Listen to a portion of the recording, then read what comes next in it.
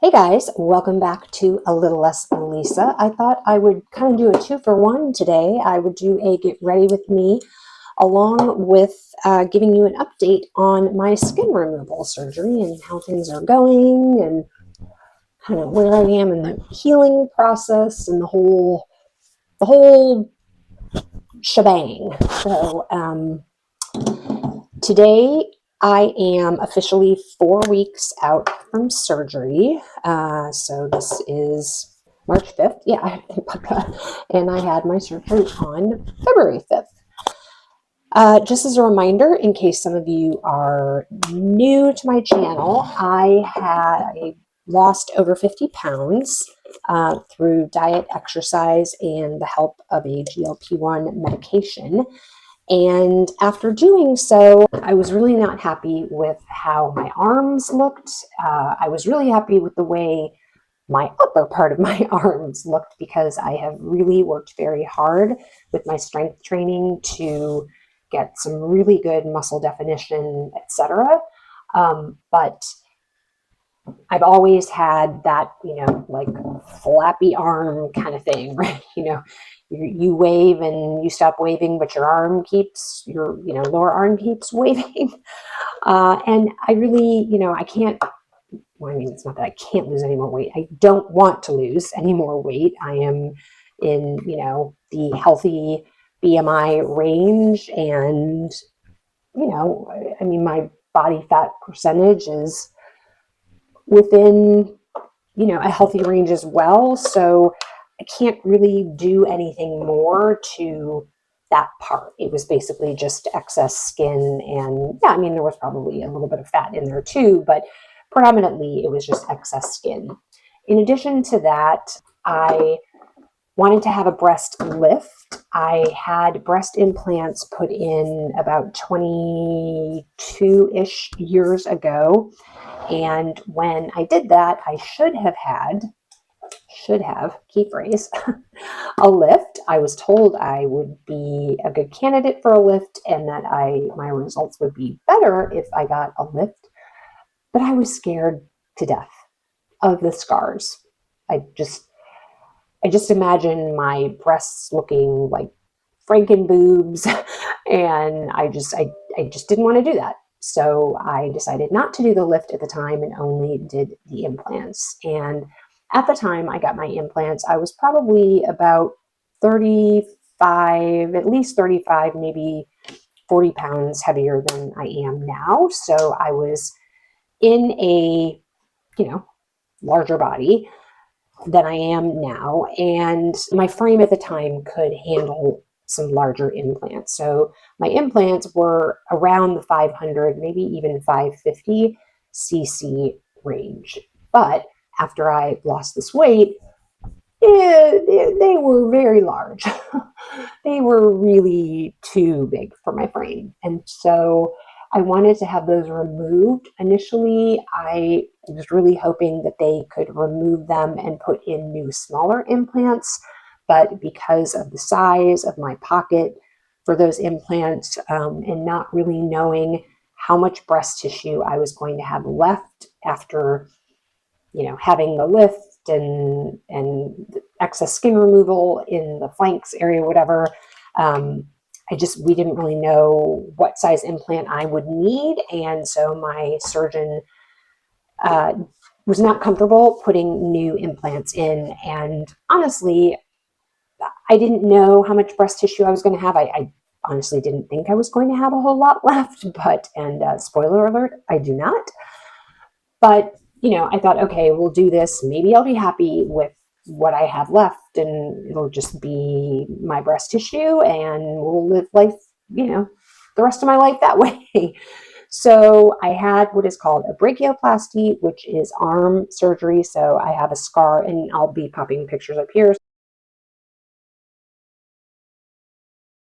so you can see what they look like now. But basically a scar from just before my elbow all the way up, and then it goes into my armpit, because then as a part of the breast implant removal and breast lift, they take out excess skin from your flank. So it runs down and then underneath my breasts and comes up and then into a traditional lollipop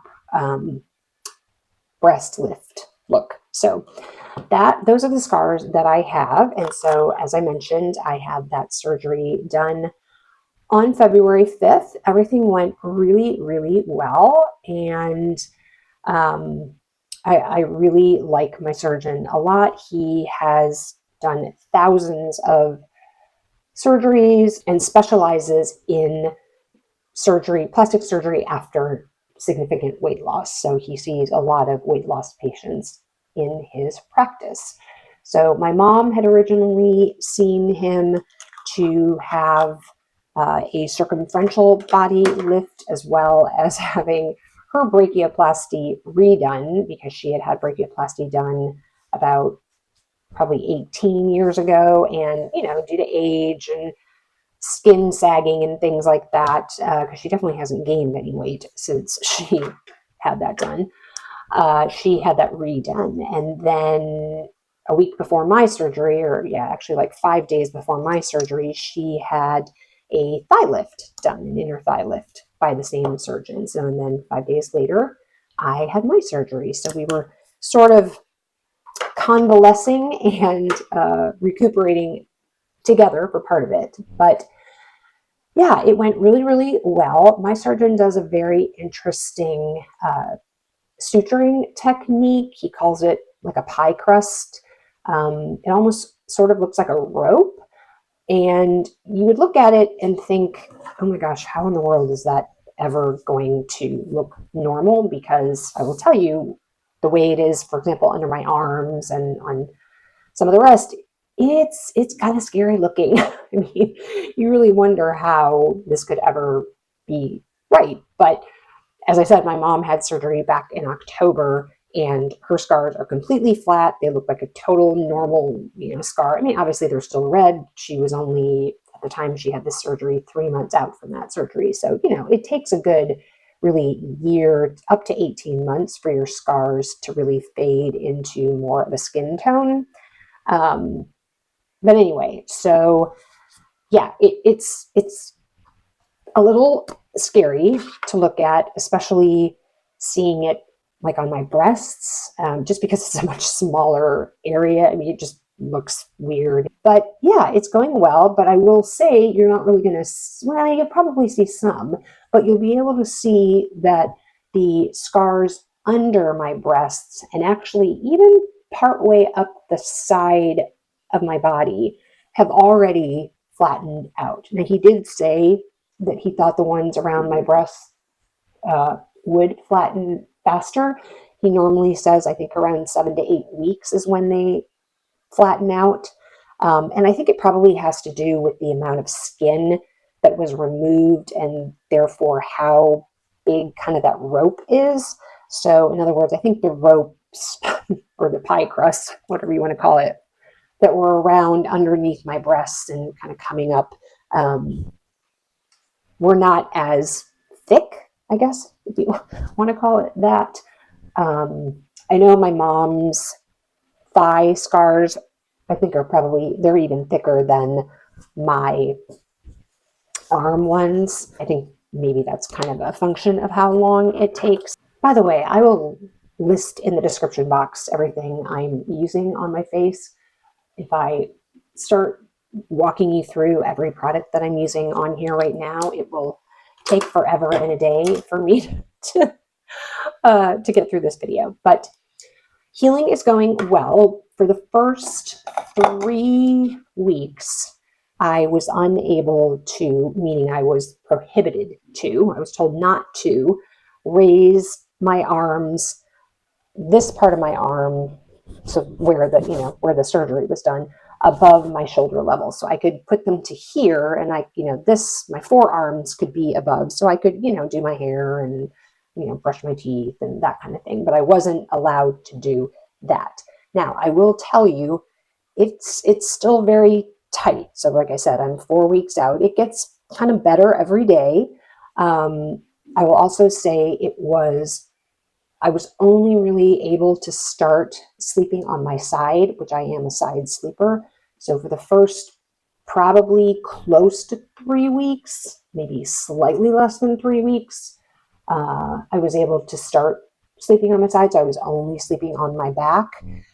That was kind of hard. And even now, it's not totally comfortable, but I would say, each day does get better. As I mentioned, the scars underneath my breasts and partway up my sides have started to flatten, or actually have flattened. The ones around my areolas, my left one is still very like puckered and pie crusty like.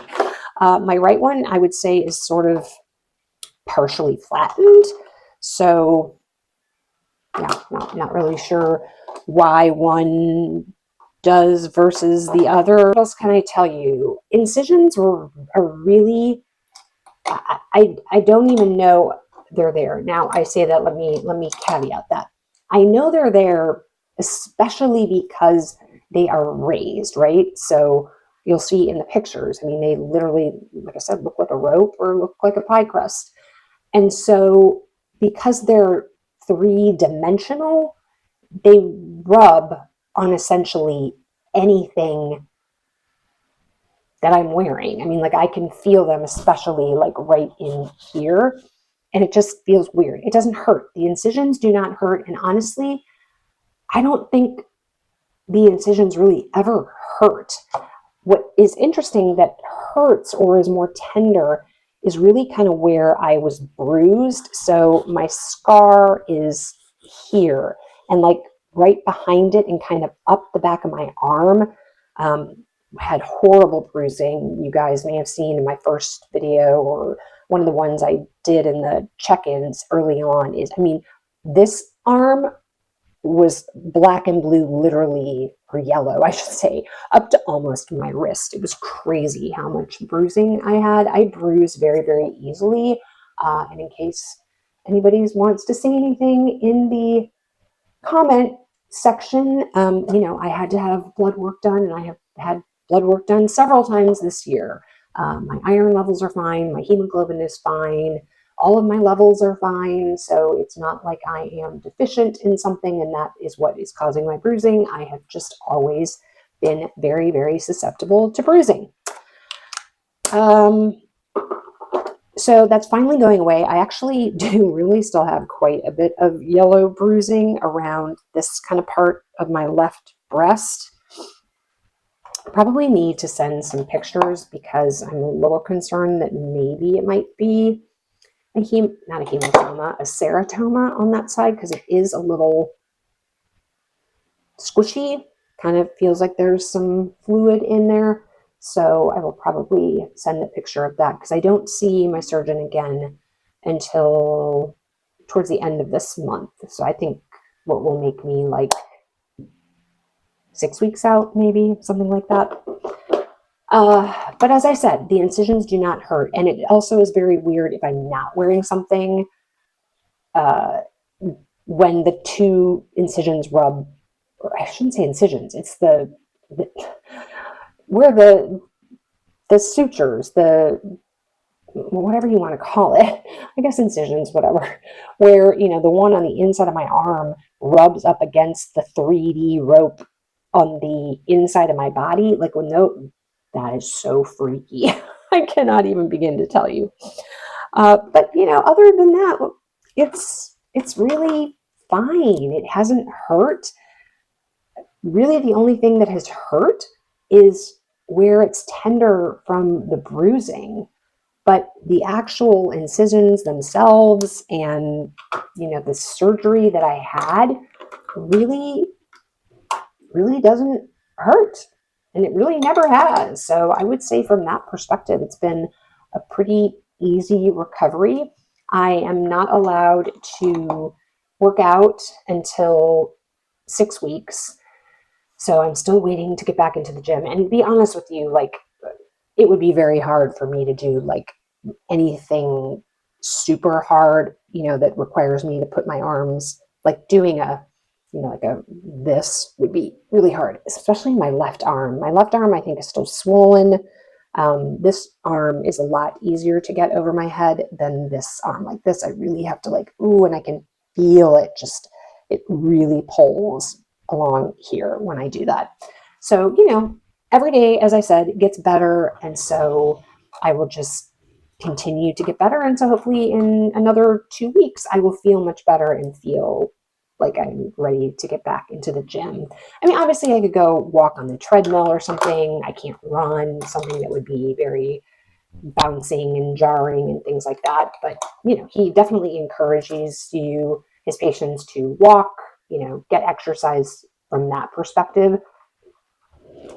Just not, as I said, you know, running or weightlifting for sure. So other than that, things are good. I'm really happy with the results of it. As I said, I do feel like I have quite a bit of swelling left in my left arm. When I compare my two arms to me, I can definitely see a difference in the size. My right arm is, you know, it's still tender. Like I said, again, I don't know if that's just the tissue, and it's, as I said, adjacent to the incision. It's not the incision itself. It's next to it, that is just tender. It doesn't hurt. It doesn't hurt on its own. I mean, it doesn't, you know, if I'm not moving my arm or whatever, but if I bump into something, then I get like a, ooh, like it's like a bruise basically. So that is, I think, my check-in. Very happy, as I said, with the results thus far. I'll obviously really look forward to seeing what they look like as we approach summer. I'm really looking forward to being able to wear sleeveless tops and not feel self-conscious. There we go. Not feel self-conscious about it. I mean, it's not that I wouldn't have worn sleeveless tops if I hadn't had the surgery, but I'm just really looking forward to seeing the full results and the full impact of the work that I have put in on my upper body to really make it look as good as possible. So anyway, with that, I think that's about it. Please drop any questions you have. I might post a Q&A box on my Instagram, as well as on a community post. So if you are not subscribed to my channel, you will not see community posts from me. So if you want to see, you know, sometimes I will say, hey, you know, no video today or whatever, things are going on, or I will give you little updates, and you know, or ask like this for questions. So if you want to be able to see those, make sure that you hit that subscribe button, and also hit the notification bell. That way you know when I upload videos, because to be very honest, on this channel, I don't really have a regular upload schedule. So if you have the bell turned on, you'll get notified, and that way you won't miss one. But yeah, I thought I might do a Q&A for people that have questions about the surgery. I guess I could open it up to just general questions about weight loss and my journey and that kind of thing, because I don't know that I've really done one of those, so maybe that would be good too. But anyway, that's about it. Drop any questions that you have right now in the comment box. I'll be happy to answer those, or maybe I'll use those questions to do a Q&A, whatever. We'll see what happens. But I appreciate you watching. If you enjoyed it, please give it a thumbs up.